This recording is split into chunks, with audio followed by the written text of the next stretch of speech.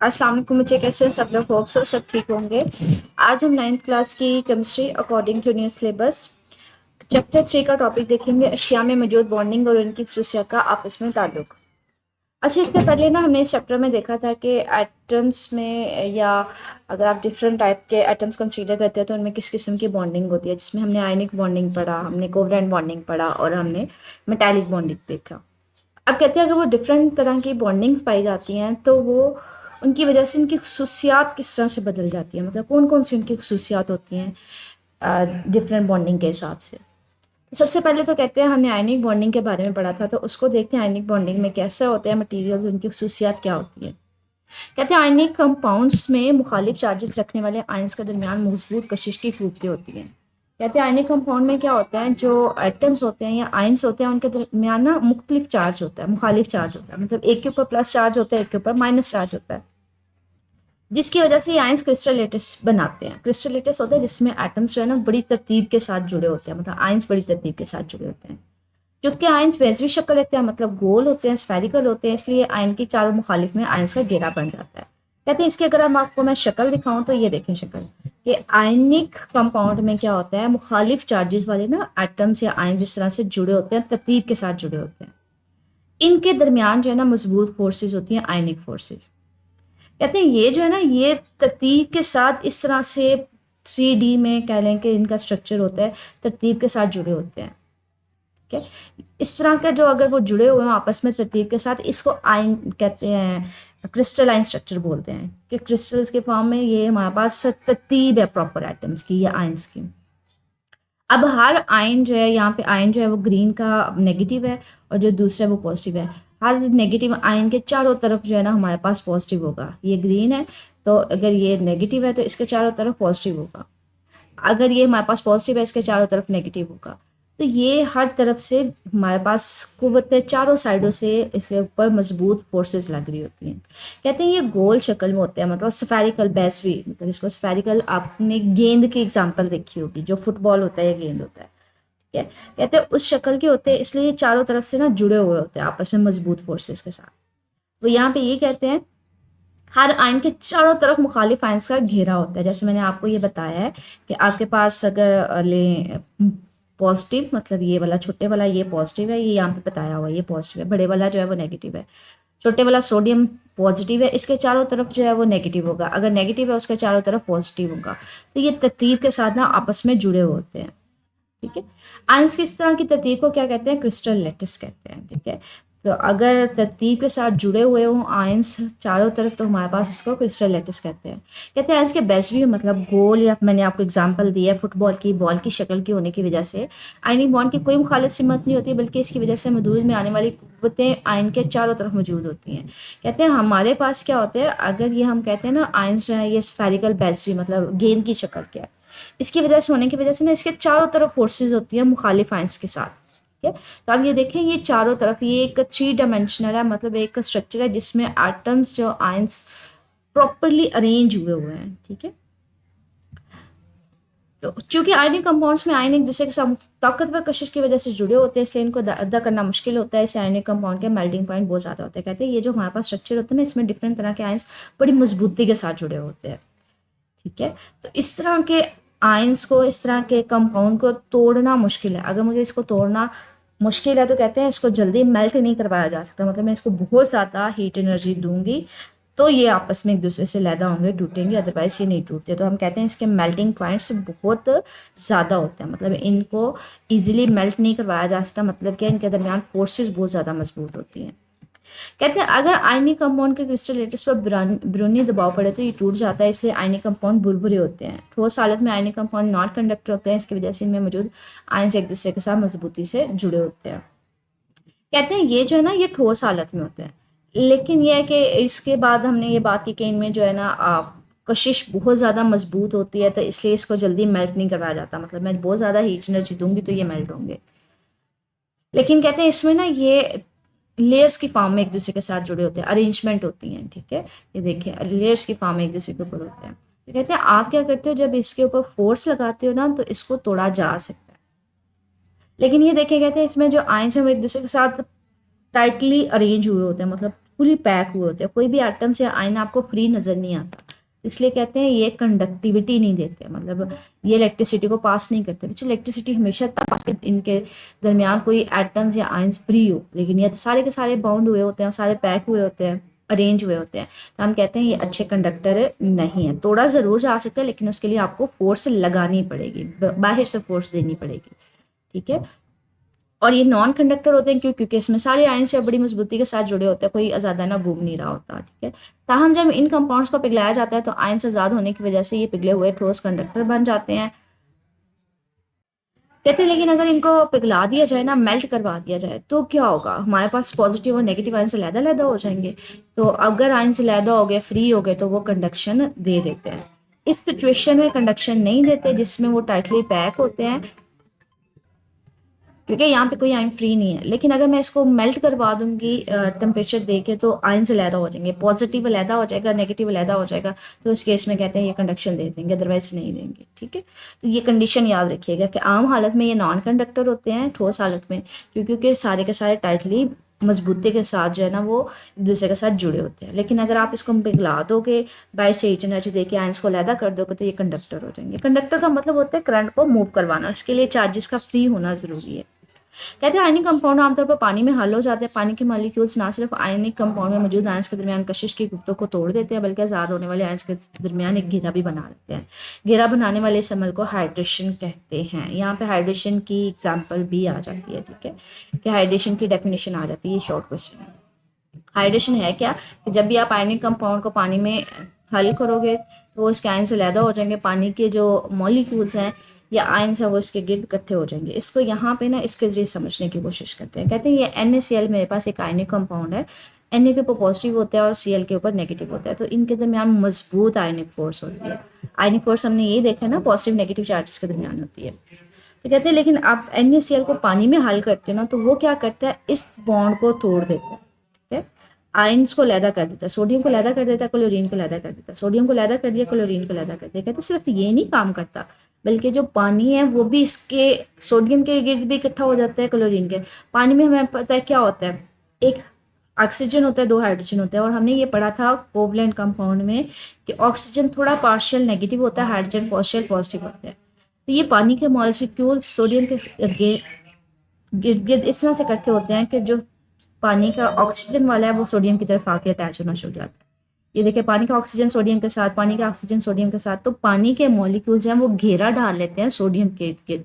लेकिन किस तरह से, पानी का जो ऑक्सीजन वाला पोर्शन होता है ना वो इसके साइड पे आ जाता है। इसी तरह से क्लोरीन जब आयन अलहदा होते हैं, इसके इर्द गिर्द भी पानी आ जाता है, लेकिन क्या किस तरह से होता है, इसके ऊपर नेगेटिव चार्ज होता है, तो पानी का जो ऑक्सीजन वाला पोर्शन होता है इसके ऊपर पार्शियल प्लस चार्ज होता है। तो पानी का हाइड्रोजन वाला जो पोर्शन है वो क्लोरीन के साथ जाके अटैच होना शुरू होता है। तो ऑपोजिट जो हमारे साइड्स है ना हमारे पास पानी की, जैसे ऑक्सीजन वाला जो साइड है वो हाइड्रोजन के साथ और सोडियम के साथ, और हाइड्रोजन वाली जो पॉजिटिव है वो क्लोरीन के साथ जाके उसको घेर लेती है, ठीक है। तो यहाँ पे ये कहते हैं आज़ाद होने वाले आयंस के दरमियान एक घेरा डाल लेते हैं। ये जो घेरा डाला हुआ है ना पानी के मॉलिक्यूल्स में, सोडियम को या क्लोरीन को, इसको हाइड्रेशन बोलते हैं। तो यहाँ पे हमने 2-3 प्रॉपर्टीज़ का जिक्र किया है। सबसे पहली प्रॉपर्टी क्या है, आयनिक कंपाउंड होने की वजह से वो प्रॉपरली अरेंज हुए होते हैं, प्रॉपरली उनकी तरतीब होती है, उसको क्रिस्टल लेटिस कहते हैं। इनके मेल्टिंग पॉइंट्स बड़े ज़्यादा होते हैं, इनमें कोई चार्ज फ्री नहीं होता, इसलिए कंडक्टर नहीं होते। लेकिन अगर इसको पिघला दिया जाए तो वो कंडक्टर हो जाते हैं। अगर इसको पानी में हल करें तो पानी क्या करता है, जब आयंस अलहदा हो जाते हैं तो इनके गिर्द घेरा डाल लेता है, जिसको हाइड्रेशन बोलते हैं। तो ये हमने मेन प्रॉपर्टीज देखी हैं। अच्छा, ये जो इसने यहाँ पे वैसे इसको फार्मूले के जरिए बताया, इसको डायग्रामेटिकली भी शो किया है।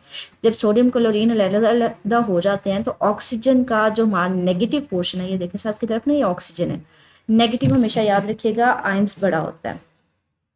तो हाइड्रोजन की निस्बत ये जो ऑक्सीजन वाला पोर्शन है, ये सारे का सारा वाटर मॉलिक्यूल्स का सोडियम के साथ जाके अटैच हो गया है। ये पार्शियल नेगेटिव का मतलब है ये सोडियम के ऊपर पार्शियल नेगेटिव है, तो सॉरी सोडियम कह रही हूँ, ऑक्सीजन के ऊपर पार्शियल नेगेटिव है। तो ये पानी का जो ऑक्सीजन है जिसके ऊपर पार्शियल नेगेटिव था, वो सारे के सारे साइड सोडियम वाली साइड पर अरेंज हो जाते हैं।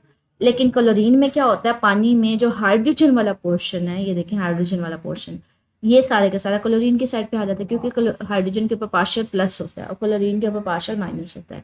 ये हमने पढ़ा हुआ है कोवलेंट बॉन्ड्स में, पार्शियल प्लस कब आता है, पार्शियल माइनस कब आता है। तो ये आपको प्रीवियस लेक्चर्स देखने पड़ेंगे, ठीक है।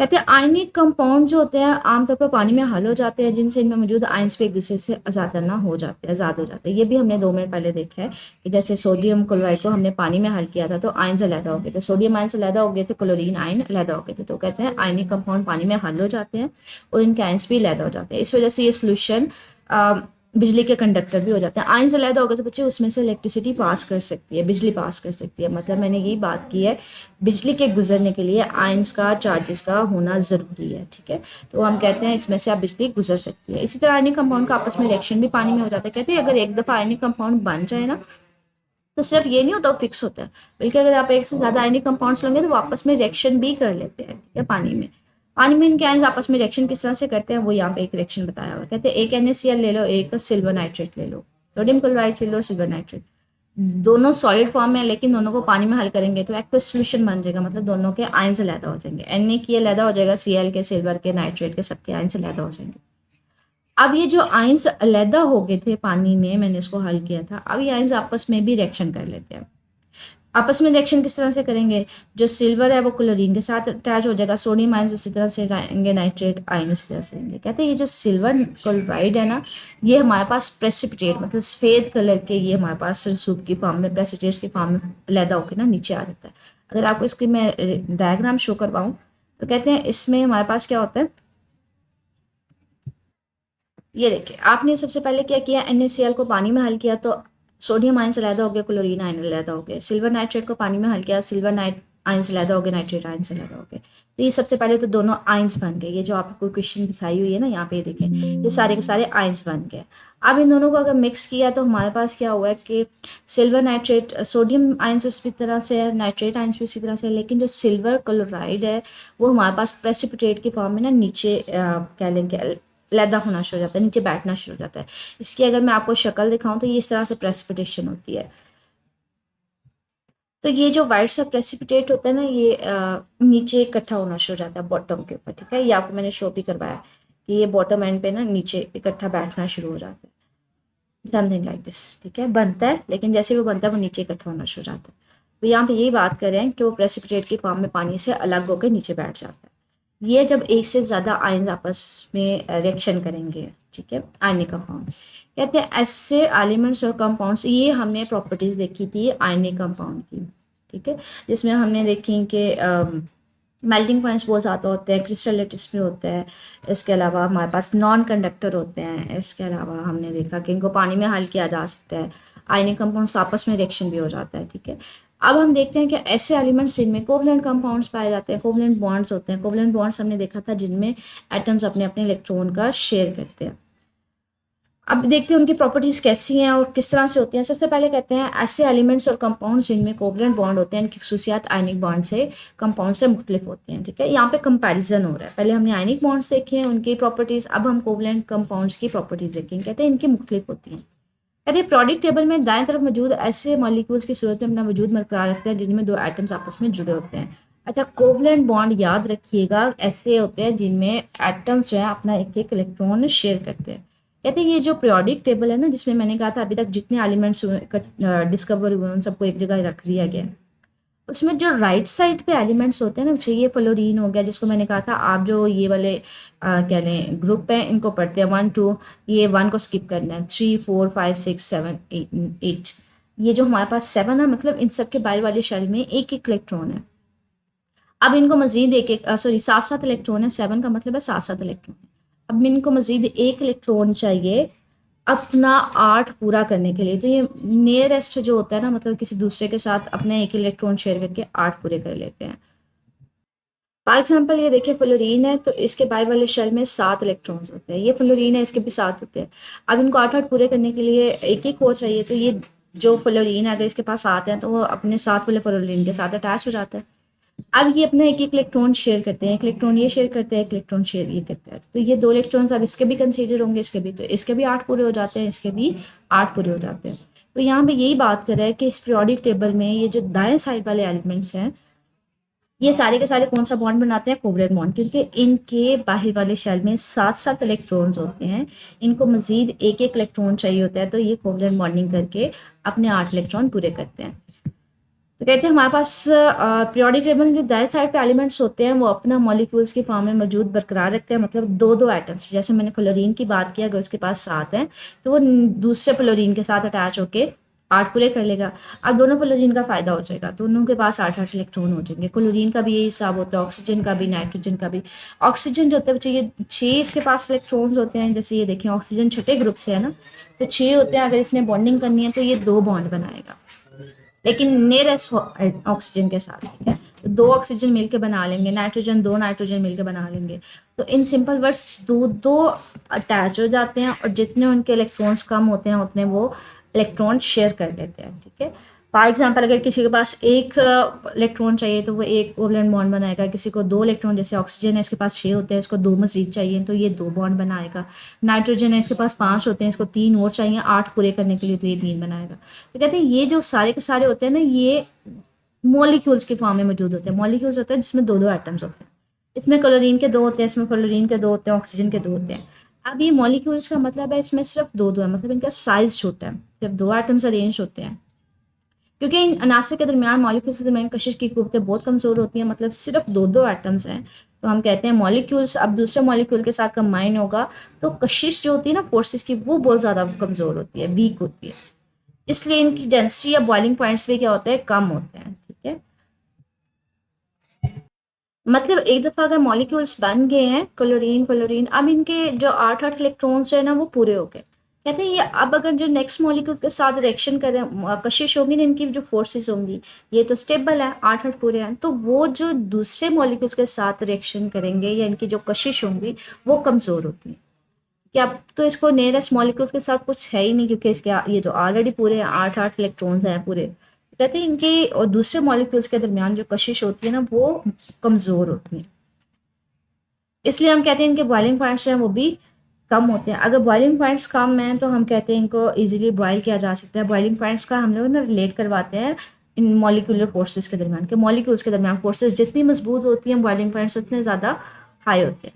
कहते हैं ब्रोमीन जो है ना वो माया हालत में पाए जाते हैं, जिससे बुखारात निकलते हैं। कहते हैं ब्रोमीन जो है ये भी हमारे पास 2 2 मॉलिक्यूल्स है ना, 2 2 एटम्स अरेंज हुए, मॉलिक्यूल बन गया।